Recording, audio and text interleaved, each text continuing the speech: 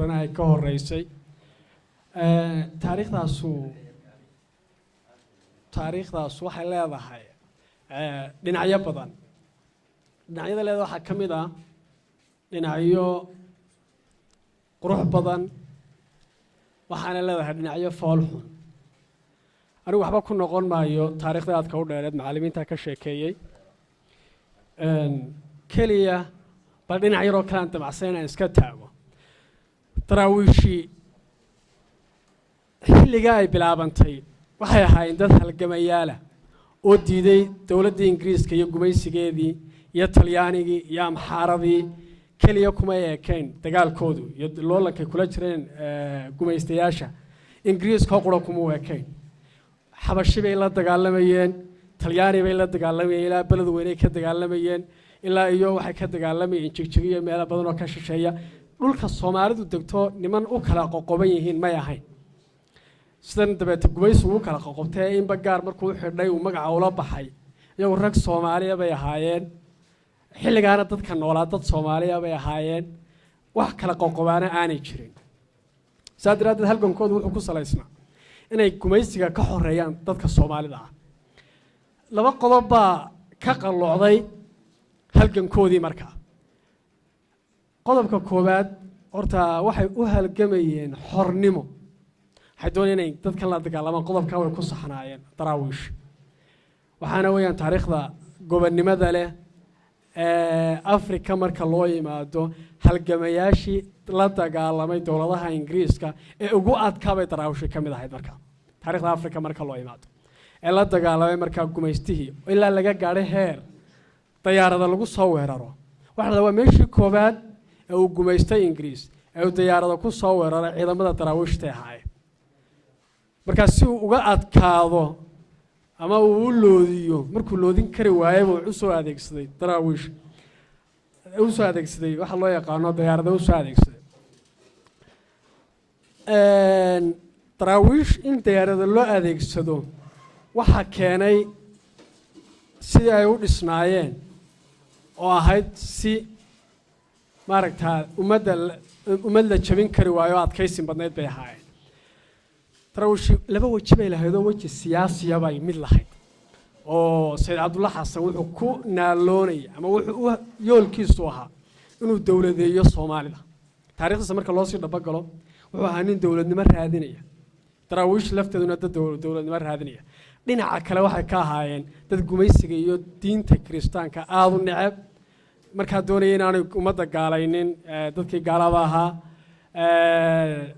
sababta markaa ula dagaalamaya Ingiriis iyo gaalada kaleba waxa ahayd gaala nacayb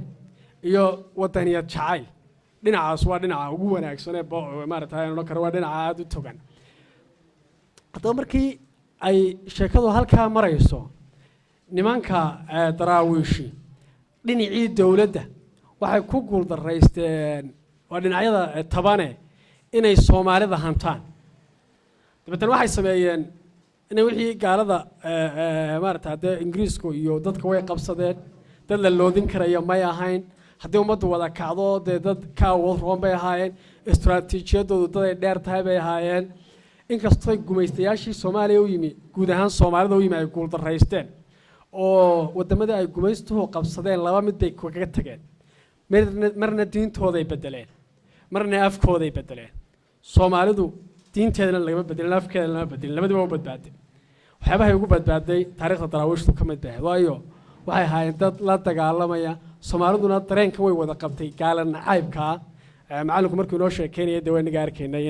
inay macal koobka wax ku cabaan ay jabinayeen islaanta Soomaaliyeed si ay u necab tahay gaalada markaa qodobka kale wuxuu ahaa inay ahaayeen dad mujaahidiin ah oo ay diin ahaan ku dagaalamayeen dad islaam ay ahaayeen laakiin waxay qabeen fikirka gaal iyo wixii raacayba wada israaci gaalka iyo kii raacayba ama kii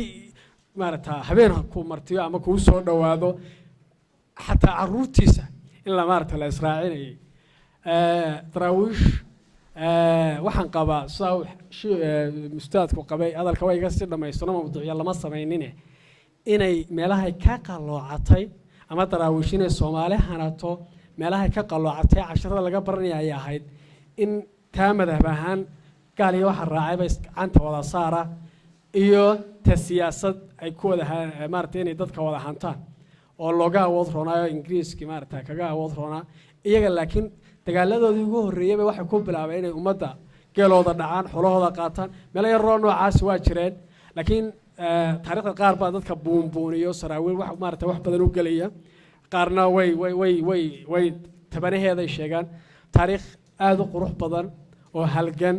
oo gaala nacayb oo wadaniyad jacayl oo soomaalinimo ay daraawiishay runtii xambaarsanayd laakiin taatee ka ahaan waxyaabo ka qalloocday way jireen casharada laga baran karaya waxaa ka mid ah anigu marka daraawiishoo kale dib loogu noqdo waxaa ka mid ah inay ahaayeen niman diidan inay u daba fadhiistaan haddii ay daraawiishi dowlad noqon lahayd oo ay ku guulaysan lahayd inay soomaali dowladda noqdaan waxaan aaminsanahay laga yaabaa inay madhabtii carab watay iyo saaliixyadii iyo la daba fadhiisto laakiin dowlad dadka soomaalida ka timi inay u dhalan lahayd oo aanay ahayn dowladihii la sameeyey gaaladii inoo samaysay hargeysa laga sameeyey muqdisho laga sameeyey markii dambena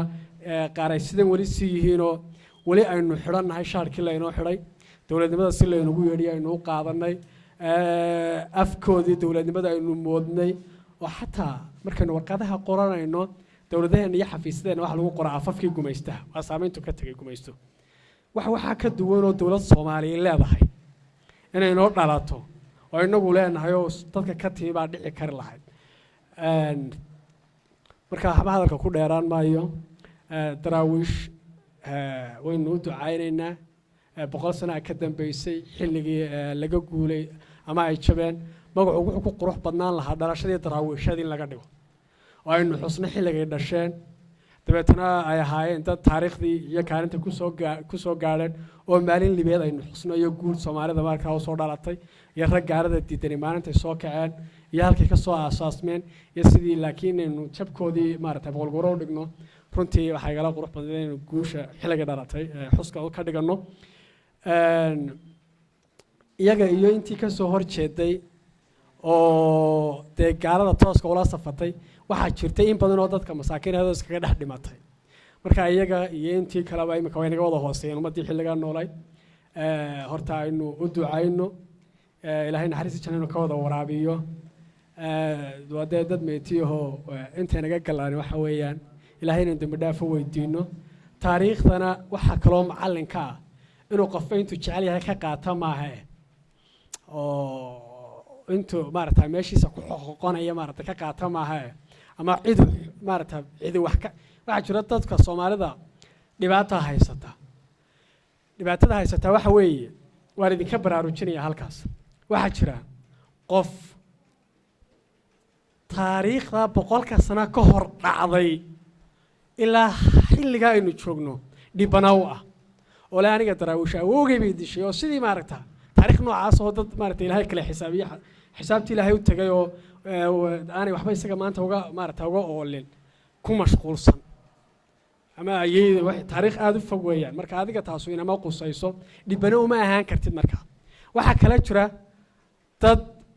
god u godobaysan oo lagu leeyahay maaragtay qof oo dhibane waxba maaragtay waxa yaallo tirsanaya midna inuu isagu wax ku geystay baa loo tirinaya waa taariikhda Soomaalidu meelaha ka maaragtay wali taariikhdeedu ka xun tahay oo waxa taariikhaha ka awow wixii dhacay wali taariikhda fikradda ka cagsiga ahayd dad soo qaatay oo daraawiish diidanaydo wax kasta oo ay gaala keento xambaarsan ayaa jira marka waxa weeyaan meelaha shaandhaynta u baahan ee aqoonta u baahan inaynu ka fakaro u baahan inaynu aad suucan u hoos kala wax u baahan inaynu daraasadihii taariikhda daraawiisheed wax ka barano toganaheeda iyo tabanaheedaba inaynu wax ka barano iyagana inaynu u ducayno laakiin aynu taariikh ahaan u weelaysano ayaa ila qurux badan gabayadiisii gabay baan anigu ugu jecelahay gabayada Sayid Maxamed Cabdullaahi Xasan wuxuu ahaa haddii gabay la soo qaado suugaanta Soomaalida ragga fikta ugu sarreysa kaga tagan ama macallinkeedii suugaanta runtii ay Sayid Cabdullaahi Xasan ahaa gabayadiisu si qurux badan mararka qaar qolooyinka yiraahda waxa bay yiraahdaan maadaama nin madaxa ahaa xataa in gabaygiisa dee rag kaag dhawaayo lala arki jiray oo la odhan jiray war gabayga sayidka inkastoo haddana meelo badan oo maaragtay gabaygana aad ugu dagaalamay dagaal buu ku galay waxa gabaygiisa qurxiyaha ka mid ahaa halkan buu ku galay sayidku gabay shiinley la yidhaahdo iyo gabay u tiriyay ninkii koofil la odhan jiray koofil intiisa soo dul taagay baa la meydkiisii buu ka dul gabiyey taariikhda malaa nin meyd u gabiya weli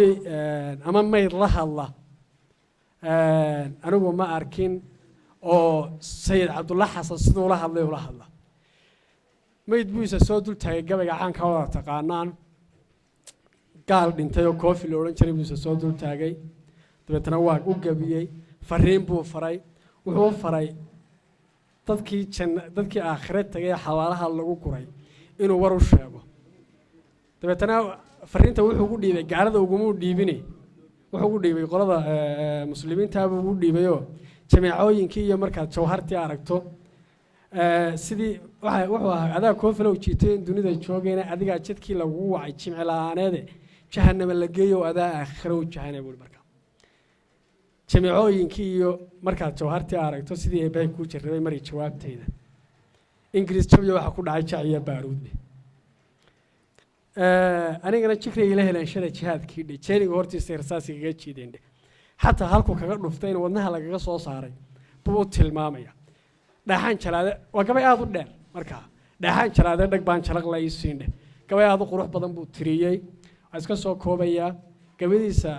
allahayow nin goobaan ahoo guri rifaysaa waa gabadiisa meerisada ugu quruxda badan markuu gaalada la dagaalansanaa allahayow nin goobaan ahay oo guni rifaysaa كنت رفيسة واحد مركا واحد مارتاي وهلكن ككولا شراي واد سلام يا السلام عليكم تاسكو تشوشني يا بسم الله الرحمن الرحيم أدم هاتسين يا أستاذ أبوان كيسة قليل وكلي إنه تاتافت